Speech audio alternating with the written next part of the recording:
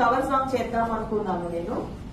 But 8.5 months pregnant ఉండేటప్పుడు మా మమ్మీకి క్యాన్సర్ అని తెలిసి వచ్చింది. సో అప్పుడు నేను ఏమి చేయలేకపోయాను. బికాస్ మమ్మీకి ఇమీడియట్ గా ఆపరేషన్ చేయాలి, నాకు ఇమీడియట్ గా డెలివరీ ఆపరేషన్ జరగాలని చెప్పి మమ్మీ ఆపరేషన్ అంతా ఒకలాగా సెటిల్ అయిపోయి, సర్లే ఇప్పుడు మనం కవర్ సాంగ్ చేద్దామని చెప్పి డ్రెస్ అంతా ఒక 50,000 కి పెద్ద టెయిల్ గౌన్ అంతా కుట్టించుకుని సెట్ అంతా వేద్దామని చెప్పి సెట్ అంతా అరేంజ్ చేసుకుని కెమెరామెన్, ఫోటోగ్రఫీ అన్ని చెప్పేసుకుని అన్ని ప్రాక్టీస్ చేస్తే ట్యూస్డే రోజున నాకు షూటింగ్, మండే రోజున డెలివరీ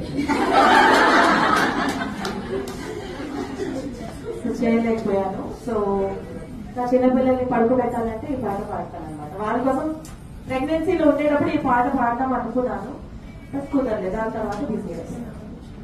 సో మీకోసం పాడతాను.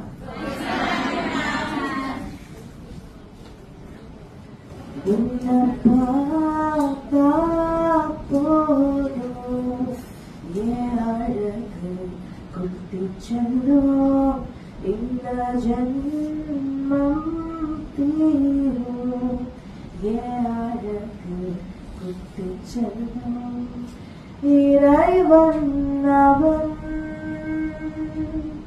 உருவோயது நான் காண்கிறேன் நீதானே உன்னை பார்த்தா போதும் ஏழகு குட்டிச்செல்லோ இந்த ஜன்மம் தீரும் ஏழகு குட்டிச்செல்லோ.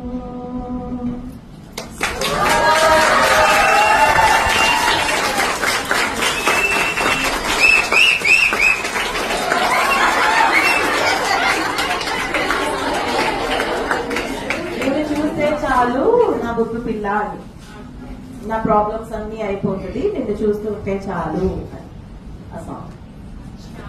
పిల్లల గురించి మమ్మీ పాడే పాట.